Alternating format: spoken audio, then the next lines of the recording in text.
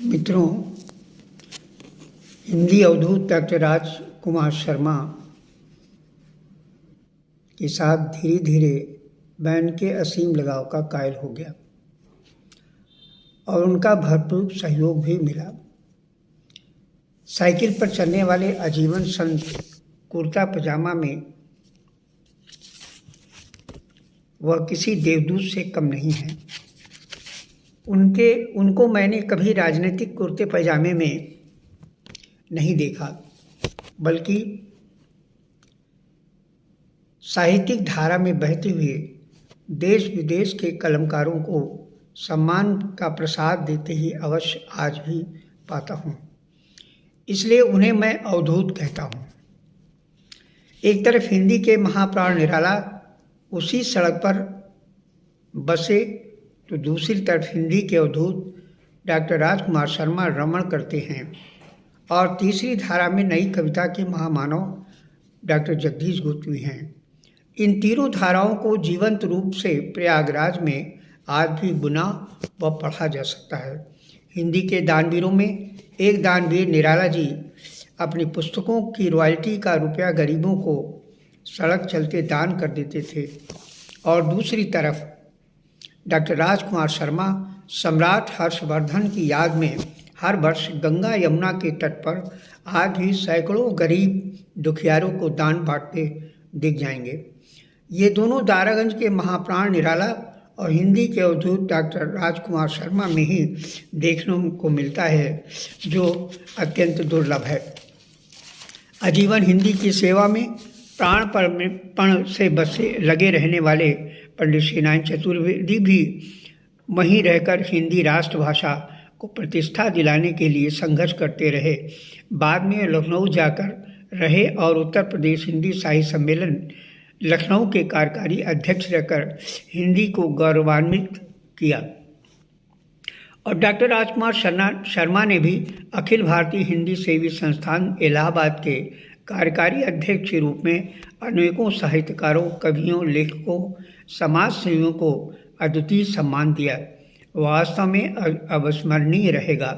ये दोनों हिंदी सेवी हिंदी के तीर्थ हैं। अब मैं कुछ अपनी व्यक्तिगत बात रखता हूँ। जो मुझे उन्होंने सम्मान दिया, ये मेरे लिए गौरव की बात थी। 12 दिसंबर 2002 को अखिल भारतीय हिंदी सेवी संस्थान इलाहाबाद के कार्यकारी अध्यक्ष के रूप में डॉक्टर राजकुमार शर्मा ने मुझे सारस्वत अभिनंदन प्रदान किया, जिसकी भाषा इस प्रकार है। तीर्थराज प्रयाग और कन्नौज नगरी के मध्य महासेतु साहित्य महोपाध्याय, हिंदी गौरव, प्रख्यात कवि, सुप्रतिष्ठित संपादकाचार्य डॉक्टर सुशील राकेश, माननीय तीर्थराज प्रयाग आपकी जन्मस्थली होने पर धन्य हो गई और कन्नौज आपकी पुण्य कर्म स्थली के रूप में आपके अपने आप धन्य हो गई।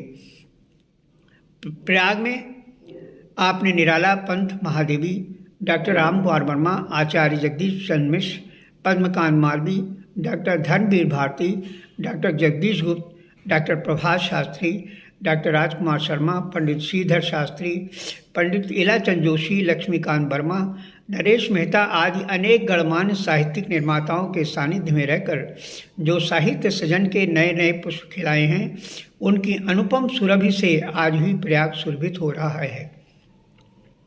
प्रयाग के साहित्याकाश में आज राकेश की चांदनी मनोहर छटा बिखेर रही कर साहित्यिक प्रेमियों का मन मोह रही है। कन्नौज एक लंबे अरसे से आप निवास कर रहे हैं।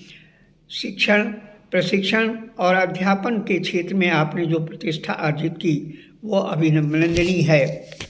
साहित्य क्षेत्र में किए गए आपके रचना कार्य सदैव ही प्रशंसनीय एवं अभिनंदनीय माने गए हैं।